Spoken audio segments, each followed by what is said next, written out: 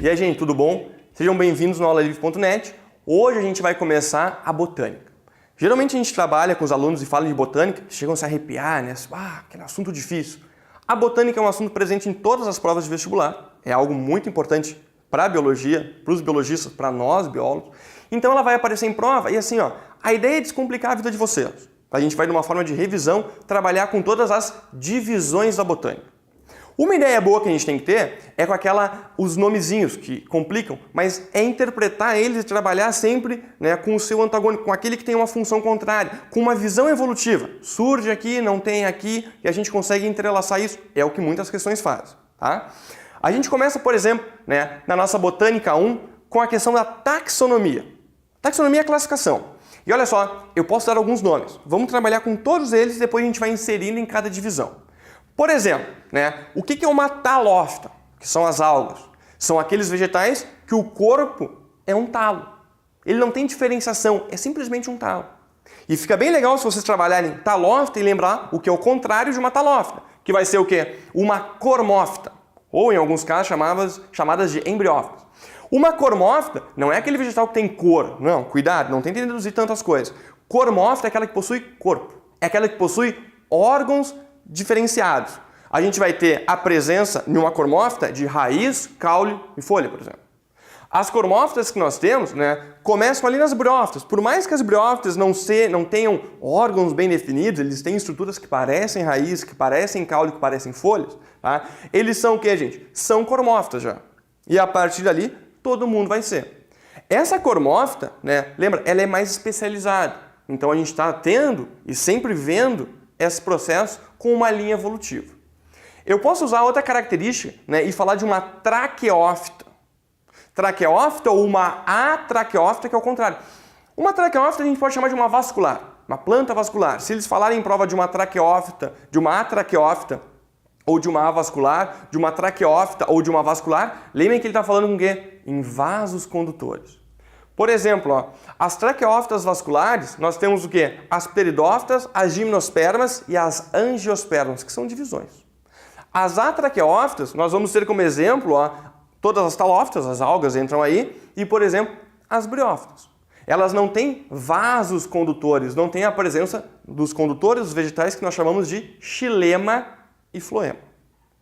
Quando a gente trabalha com outras características, a gente pode falar, por exemplo, numa planta criptógama. Sei que o nomezinho às vezes causa uma certa estranheza, mas prestem um pouquinho atenção. Se ficar na dúvida, volta um pouquinho. Essa é a grande vantagem de estar tendo a aula na frente do computador. Faz o quê? Lê de novo, ó. Criptógama.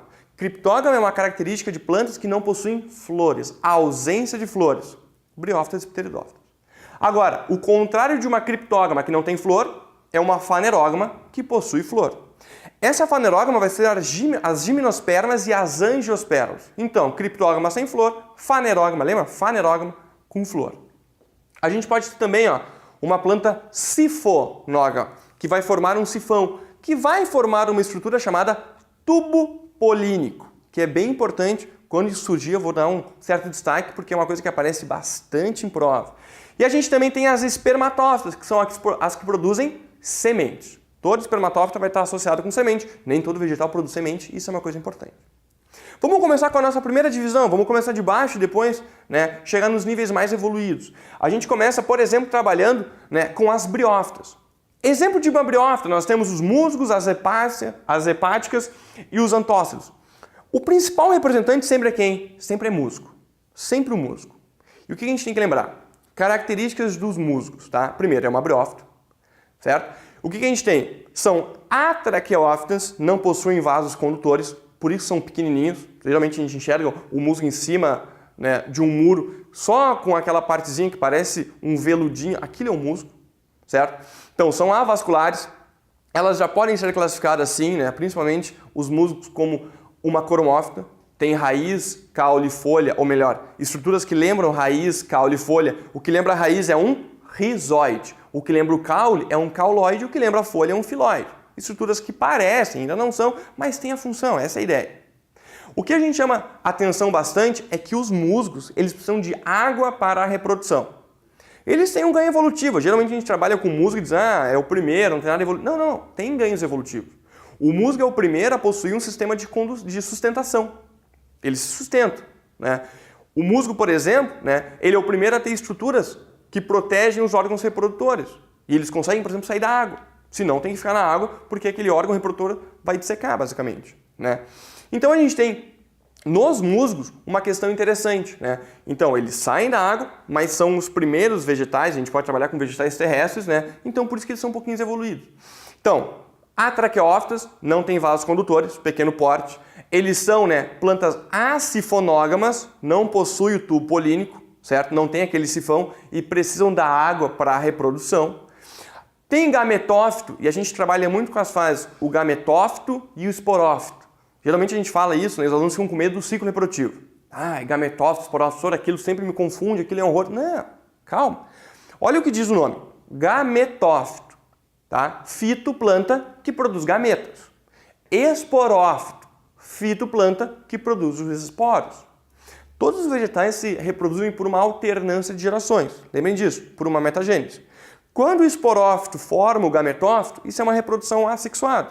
Nem tem gametas envolvidas. Quando o gametófito forma novamente o esporófito, fechando o ciclo, a gente tem participação de gametas. Então a gente pode chamar da reprodução, né, da fase sexuada. Essa alternância de gerações é presente em todos os vegetais. O que eu tenho? O musgo, quando a gente olha o musgo, ele vai ser o quê? Ele é um gametófito. Ele é clorofilado, ele faz fotossíntese, certo? E chama bastante atenção, né, que ele vai ser o quê? Ele é a fase permanente, é a fase duradoura. Quando tu olhar um musgo, ele vai ser o gametófito haploide. Sei que isso às vezes causa uma certa estranheza, mas sim, é um gametófito haploide. Todo gametófito sempre vai ser haploide. O que um gametófito faz? Produz gametas. E a gente tem aqui no ciclo, né, esses gametófitos. O gametófito masculino e o gametófito feminino, como vocês podem observar na imagem.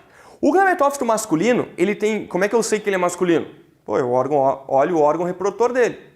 O gametófito masculino tem um órgão chamado de anterídeo, que produz um gameta, que é o anterozoide. Então, gametófito masculino, anterídeo, que produz o anterozoide. Nós temos o musguinho, a musga fêmea, se a gente fosse brincar assim, né? O musgo tem o quê? O musgo tem também essa característica, o órgão reprodutivo feminino, que nós chamamos de arquegônio, e o gameta é a oosfera. Não, olha só, masculino, anterídeo, anterozoide, feminino, arquegônio, oosfera. Produziu gametas. Qual é a função de todo gameta? A função de todo gameta está associado com a fecundação.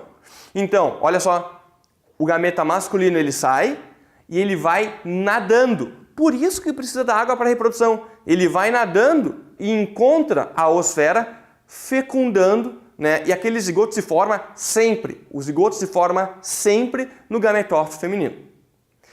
O zigoto ele vai fazer o quê? Ele começa a sofrer sucessivas mitoses, ele vai começar a crescer, né? E forma, olha só, sobre o gametófito feminino, o esporófito.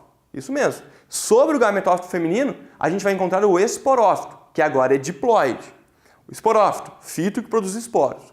Esse esporófito, lembre, ele é aclorofilado, ele tira, né, os seus nutrientes do gametófito, a gente pode dizer que ele é um parasita, né? Por isso que ele não é duradouro, ele vai formar os esporos e depois desaparece. E tem uma coisa interessante, né? Nas partes de um gametófito, aquela região fechadinha a gente chama de cápsula, certo? O que chama bastante atenção? A cápsula tem uma membrana ao redor dela, que é a calíptra. E aí que vem o grande ponto, as grandes questões sempre estão trabalhando com isso. O gametófito vai ter a haste, a cápsula, que se abre, tem um opérculozinho, libera os esporos, que vão germinar e formar os gametas. O ciclo aí não é tão difícil. Só que ao redor da cápsula, a gente tem uma membrana.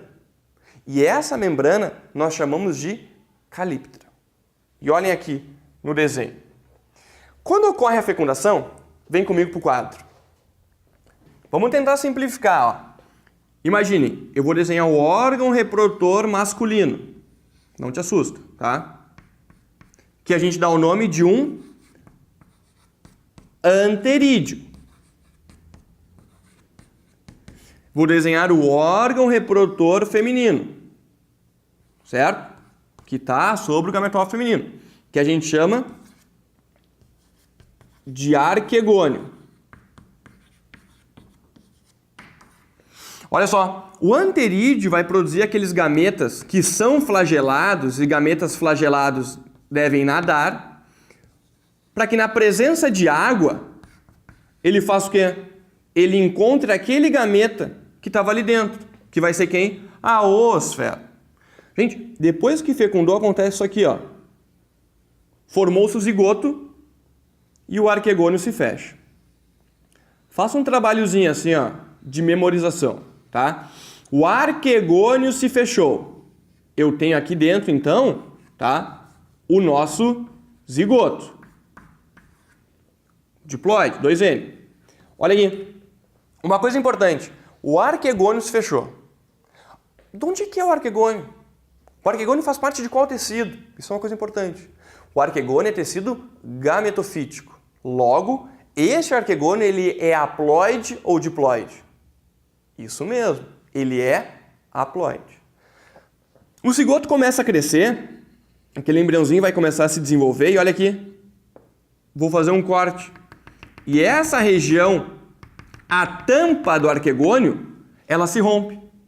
E a gente forma depois, ó, lá o nosso esporófito, que tem a haste, a cápsula, aquela divisãozinha que é o opérculo, mas ao redor, ó, tem uma membrana.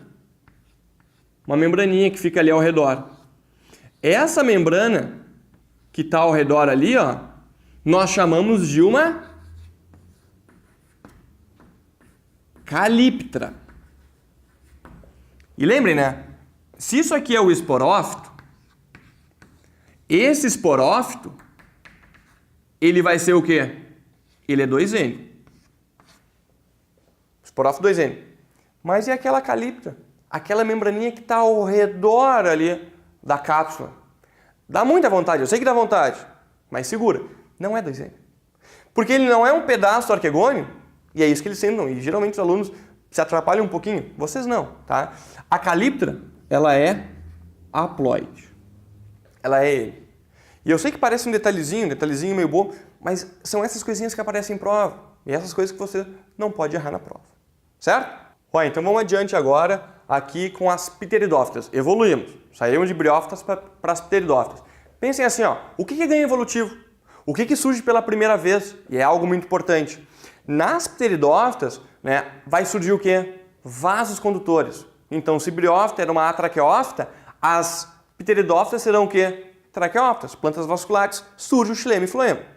Exemplo que nós temos, né, das pteridófitas. Pô, o principal exemplo, os xaxins são exemplos, né, mas o principal exemplo é uma samambaia. E o que chama atenção? A samambaia já é uma cormófita bem definida, a samambaia ela é uma traqueófita, certo? Só que falta o que ainda para ela? Faltam algumas estruturas. Ela não tem, por exemplo, tubo polínico, que olha como é importante. E se não tem tubo polínico, de novo, precisa do quê? Vai precisar de água para que ocorra, né, o processo de fecundação. Mas assim, ó, olha que coisa importante. Quando eu olho para uma samambaia, e é isso que você tem que se dar conta. Quando eu olhei para uma samambaia, todo mundo deve ter uma samambaia em casa, olha para ela. Essa samambaia, ela é um esporófito. Esporófito 2N. Um esporófito que vai produzir o fito que produz os esporos. Quando vocês pegam uma samambaia, geralmente naquela face inferior da folha, a gente vai encontrar o quê? Pequenas manchinhas marrons. O que é aquela manchinha? Aquela manchinha não é que a tua planta está doente, não é que tua planta foi atacada por um inseto, é uma coisa natural dela. E muita gente acha, Zora, aquilo são os esporos. Também não. Aquilo são esporângios. Eu sei que vocês não gostam do nome, essas coisas tem que lembrar, tá? Então a samambaia, que é o esporófito diploide, possui esporângio, que é uma urninha, aonde ali dentro ocorre a meiose que vai formar os esporos. Quando a gente encontra essas manchinhas embaixo na face inferior, nós chamamos elas de soros. E o que é a definição de soro?